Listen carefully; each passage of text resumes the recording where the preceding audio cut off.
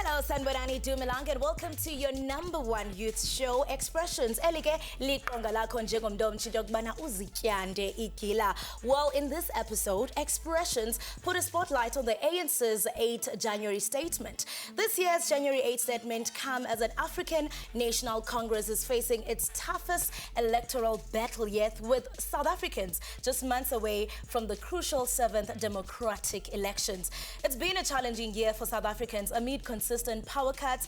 We're talking here about poor economic growth and a high unemployment rate, especially among young people. Does the ANC January 8 statement speak to you as a young person? What do you have to say? Make sure you interact with us on our social media platforms and make sure that you do dial the number on the screen. And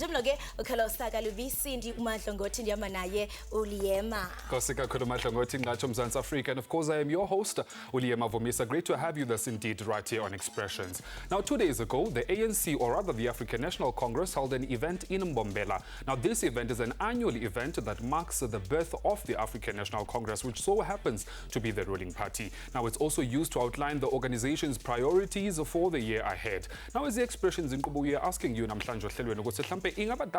this January 8th statement of the ANC really speak to the core of young people, and does the party have the youth's interest in their programs? Well, let's have a look at what our producer Mzianda Mbedla has packaged for us.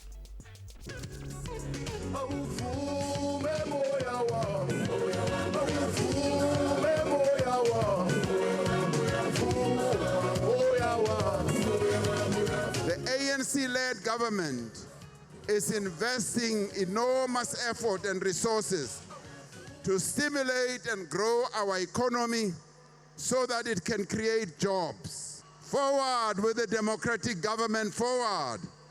Amandla. Amandla. The ANC-led government has dramatically improved access to education from early childhood right through to post-school education. When young people seek jobs, the issue of experience should not be a barrier. We should employ young people to give them the experience, not ask for experience before we employ them. Electricity is one of our biggest challenges, which we are addressing. And in our January 8 statement last year, we focus on this.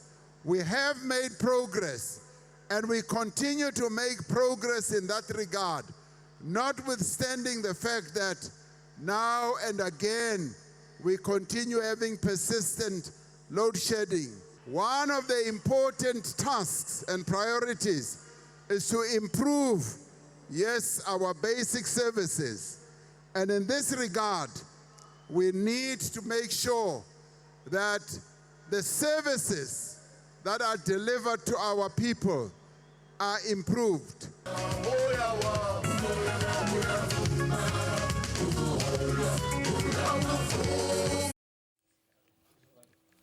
Well, there you have it, Mbugilo Expressions. That is, the happenings of the January 8th statement. Of course, I do believe they were celebrating 112 years of Umbutu African National Congress, Sugelage Wasekwa. But of course, help me unpack this discussion. There's quite a whole lot of things to touch on, particularly that have to do with Abantu Abacha. I have Zama Kanyase, who happens to be the national spokesperson for the African National Congress Youth League. She joins us together with Obusi Siabi, who is a social justice activist. So, you can be a part of this conversation by giving us a call on the number that shall appear on your screen right now, 011-714-0631 rather. Ladies, thanks for joining us on the show and welcome to Expressions. Thank you very much for having us. Thank you. Happy birthday, Zama, for the African National Congress. Thank you. I receive on behalf of the movement. Yeah. I mean, let's get into it, right into it. Do you think that January 8th statement that was delivered by the president of the entire party so happens to have ventilated really the interests of Abantu Abatsha within the African National Congress? Yes, it has, most certainly. If you heard in his address, there's a time where he actually quotes the ANC league directly, because we have been meeting with the president as well as other ministers where we have raised a number of issues on behalf of young people. And one of the things that we have wanted to prioritize, obviously, is the issue of youth unemployment and unemployment in general in the country. And we had raised that we need to tap into our natural resources that we have, our minerals. And we said that we can no longer have over 70% of our mineral resources going out of the country to be turned into goods that come back costing a lot, and whilst creating jobs for other countries instead of ours. So we have said now in moving forward, 70% of our mineral resources must remain in the country so that we can industrialize our economy and open up more job opportunities. President quoted that directly, and that gave us hope that indeed he is listening and something is going to happen soon. All right. Now, it then becomes a question of that something happening, the implementation aspect of it. Do you still also have confidence that the mother body of the African National Congress will implement the interests that you as the African National Congress Youth League have? Yes, most certainly. You know, the president again speaks about, for example, the issue of scraping out experience for post-level 1 and entry-level posts. And we have raised that many years ago, and it has started to be implemented in some of the departments. Implemented, indeed, or he just ventilated it is that being out in implemented in some of these departments, in those junior posts. They are beginning to assimilate into the issue of not wanting huge experience from people who obviously come from university and don't have any experience. So that is, it's starting to happen, and we're hoping that it will move beyond government to actually even the private sector as well. Busi, let me bring you to the conversation now. I think perhaps, the premise of our conversation, maybe just start by, giving us a post-mortem really of that statement, some of the key points that you take away from it. Thank you again for having me. I must begin by saying 112 years is a very big feat, and we do congratulate the ANC. But now that those pleasantries are over with, let's look at the reality of the state of the nation at the moment. And it is appalling, and it's something that we need to be able to take not only the ANC as the mother body to task, but also the Youth League as well. And I believe that the national spokesperson of the Youth League is being very disingenuous when she speaks about how the Youth League has presented issues of students or issues related to the youth of this country. When you look to a large extent, the issues that they are presenting are for a specific demographic of young people, are for a particular class of young people that are able to go to institutions of higher learning, for an example, but they are ignoring a large majority of young people who have dropped out of high school, for an example, young people who aren't in institutions of higher learning, who are in the townships doing kasi management and who are subjected to things like crime, drugs, and doing sex work as well. So those are the realities of young people in this country.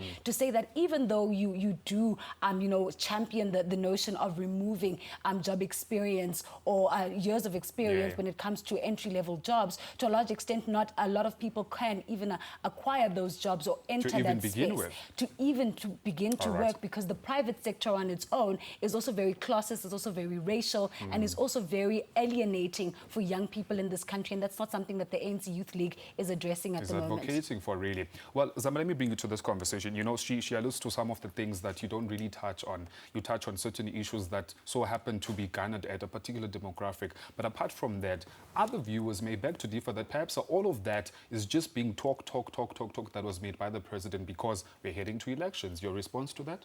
I beg to differ. I think, obviously, given the time, we would be able to list issue to issue on everything that we speak about. But listen, we are coming from a National Congress of the ANC Youth League where we have a number of resolutions. When we speak about issues affecting young people, it's not just one specific issue. We speak about many issues. We speak about social ills, which I think begin to term a lot of things. But we also identify that what is the cause of this issue. The cause of this issue is that young people, as she has also even expressed, some of them are not in school. Well, there are those who have dropped out, but there is a number of young people actually who are now having their matric certificates. Maybe some of them may not be of good quality for them to be able to that's information that Yes. I understand that I'm saying every that South African, can I just finish that thought? Sorry to catch you there. That's every, ngumbono womntu that we all know, that there's students that are, I guess the crux of my story is, when does this move from being a question of this is what we know to this is what we are addressing and how we are addressing it? I'm saying to you, before you interrupted me, there are a number of issues that we have raised, and I'm saying there is progress in all of these issues that we're raising. And she speaks about the issue of access to education, some who are dropping out, and which has been happening in basic education. You are able to access that. This is something that's happening now. Okay. I'm not talking about something that we are still trying to put together. You have free education now from grade R up until matric. You have TVET colleges where you can enter there and be able to study for free, even if you don't have matric. By the way, you have dropped out from grade 9, you can enter there and be able to fix. Those are the issues that we have raised. We're saying more access must be there for those parts. And also, again, we talk about drug abuse, we talk about cleaning up our streets. Those are issues that the Youth League has prioritized, and the ANC has listened to those. That's why I was just quoting that even in the statement that the president delivered, he was quoting the Youth League directly, which means that he is listening and something is happening and something is going to happen. Yeah. Busi, let me throw this one to you then.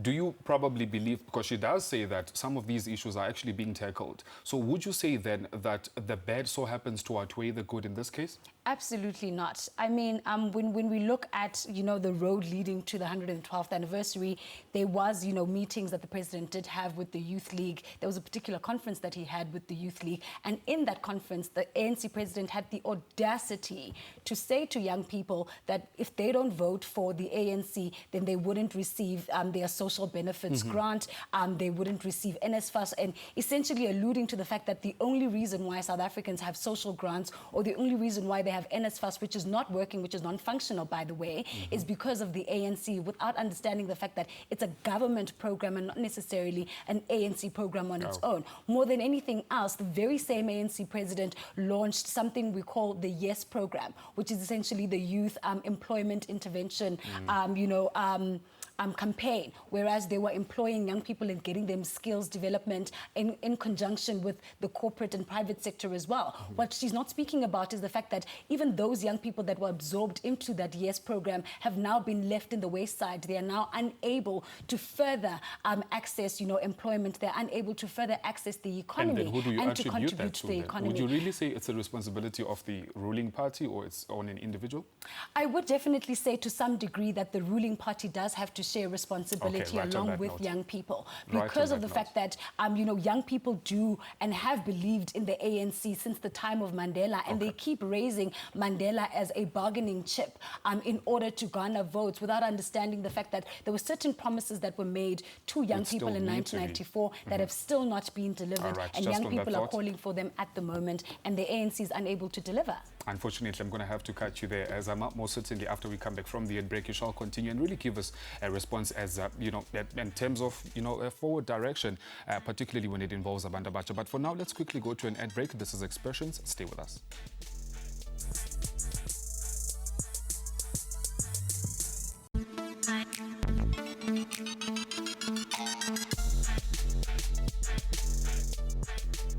Welcome back. You are still watching your #1 youth show, Expressions, right here on SABC. Lihaya, we are talking about the ANC 8th January statement. The question we are asking you at home, Kukuba, did the 2024 ANC's January 8th statement and the statements before speak to you as a young person? And does the party actually have the youth interest in their programs? To help us unpack this, I'm joined by political analyst Nzali Matebula. Nzali, welcome to the show. How are you doing? I'm great, thanks. Thank you for having me, Kalisa. Thank you for joining us.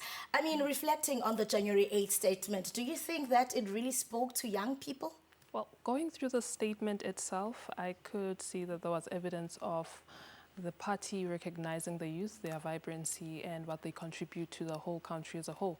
But then going to the main tasks for 2024, I couldn't see anything that spoke to the youth. So I couldn't agree that they actually speak to the youth. Well, they do recognize them, but that doesn't necessarily mean that they do prioritize how the democracy can be rewarding to the youth itself. What do we say to the young people who actually feel that the ANC will actually lift them out of poverty, it will create jobs and it will empower them economically? Do you think that the January 8th statement actually met their expectations, or they will be even more disappointed going to the elections? Well, this wouldn't be the first time they're disappointed, unfortunately. So I do believe that it's high time they get to learn that this is the form of governance that the ANC has. So what we are mostly questioning is not really if the ANC is governing or not, but it's the quality of governance that we have in place. So I do not believe that they actually realize that there is a solution going forward, but then I do believe that it's very essential that they get to realize how they can move forward, because a democracy is a civilian rule, you know. You have your own voice to speak. Yes.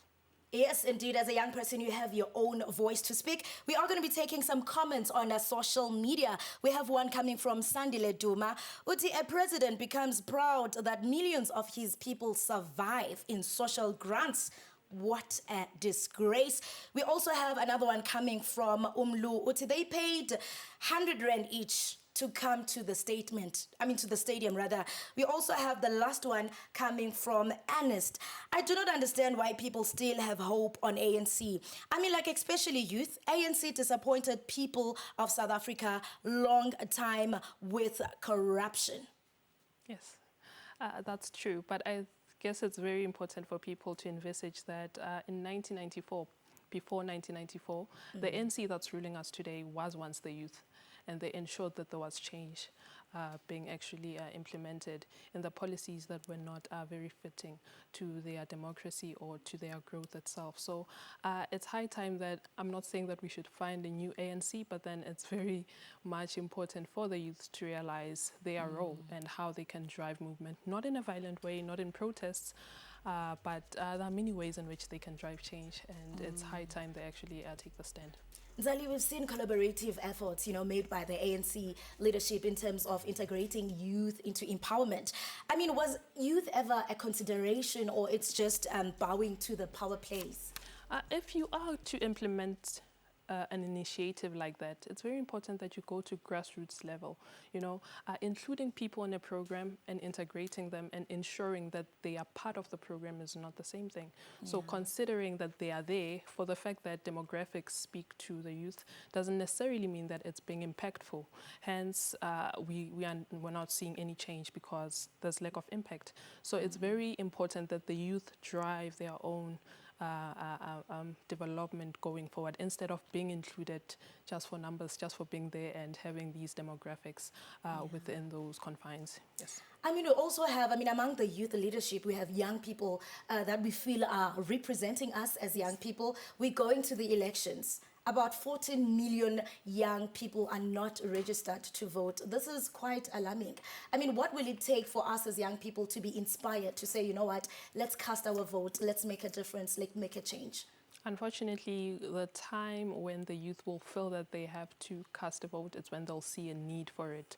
Because right now they are sitting in a very strict dilemma whereby they're saying, if I do cast my vote, what will it actually count for? Will it change the situation? Unfortunately. So there's a vacuum of hopelessness, unfortunately, amongst the youth. And of course, it really goes back to not understanding the history. If you knew that people had to shed blood, there was so much blood sacrifice in order for us to actually have these elections, for you to go and vote for free, and also the understanding of a democracy itself is very much limited, so that's the case. People think that a democracy is all about waking up, going and casting a ballot paper, but it's more than that. It's more than that. So not actually understanding the struggle, the blood that was shed, meaning that, it was all for nothing.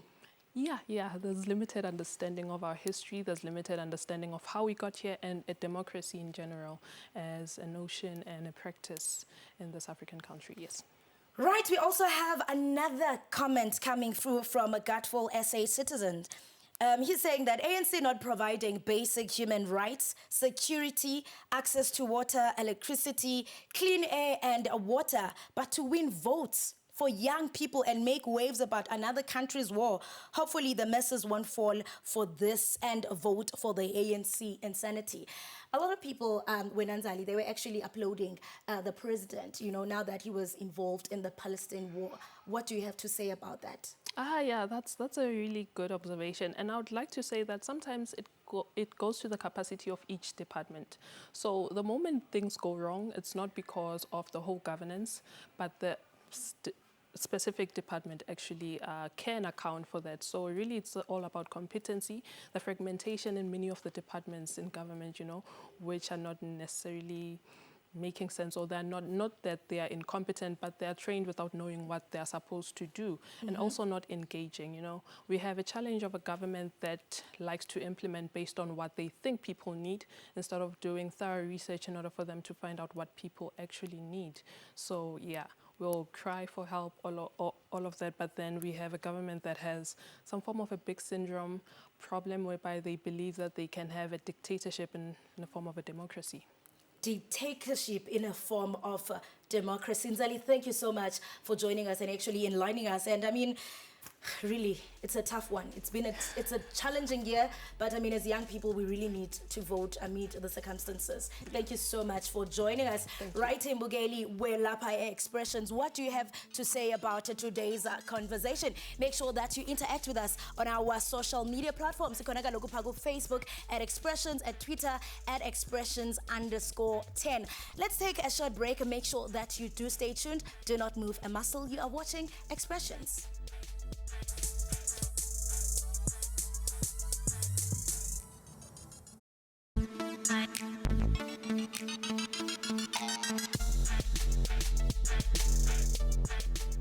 Welcome back to Expressions. Thanks very much for staying with us as we continue to look at the January 8th statement that was delivered by the African National Congress.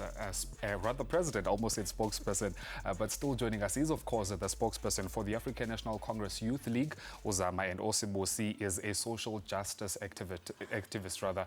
They join me in studio. So, Uzama, before the ad break, before we went to the other side, Bosi was talking about the fact that it does look like at this current dispensation, the bad so happens to outweigh the good. And then the comments that were read by Kolos on the other side were lamenting the lack of basic services that the African National Congress does not do. Your response to that?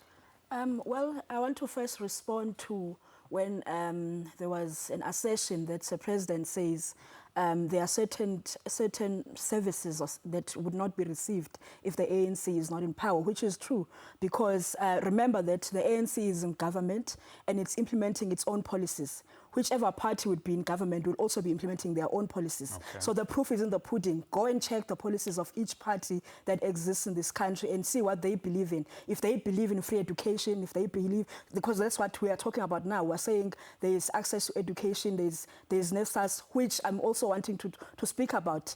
Do not downplay NEFSAS, because NEFSAS has actually produced many professionals who would have never accessed those spaces if there was no NEFSAS to begin with. Yes, it has its own challenges, but we can't then say it's dysfunctional, it's not working, because it is working. But over the weekend, we had a program where the president was engaging young people from different sectors of society, and they were coming out, taking out their testimonies. And many spoke about how they are products of NEFSAS. Many spoke about how they are products of the NYDA through their businesses being funded. So to say that nothing is happening at all is really untrue. But I also want to touch base on the issue of other services like such as water and electricity, and say that actually South Africa in the whole continent is actually the only country that has so much electricity connections, is the only country that has so many water connections. You know, you have seen it being displayed on TV, where other countries are actually crying just for a drop of water.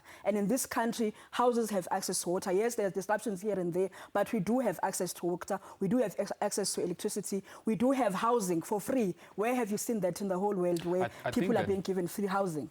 I think then, you know, again, the parting that we're trying to get to here is, does those that you say that they are there do they reflect in terms of the numbers across the entire country? Or you're speaking only on the ones that are known of or that people can talk about? But then let me come back to you, Bosi. So she just mentioned that actually there is basic services to the majority of South Africans. Your response to that?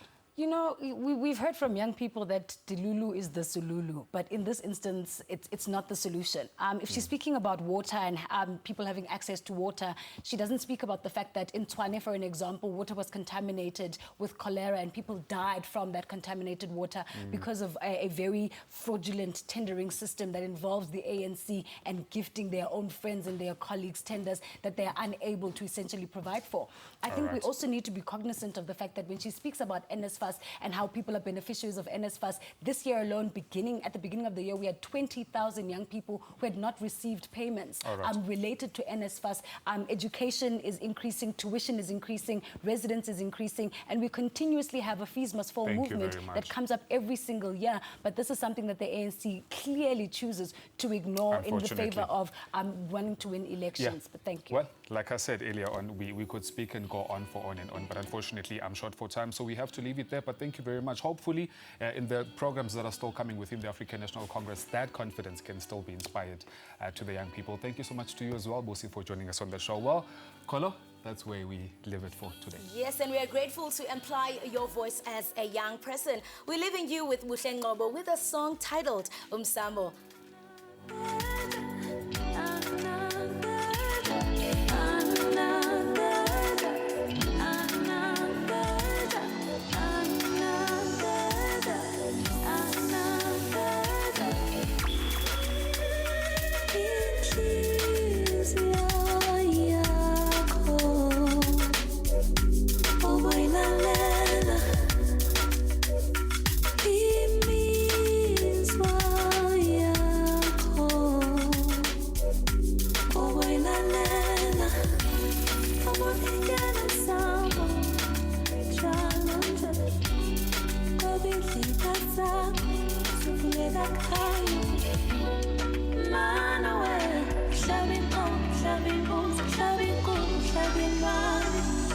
We'll be talking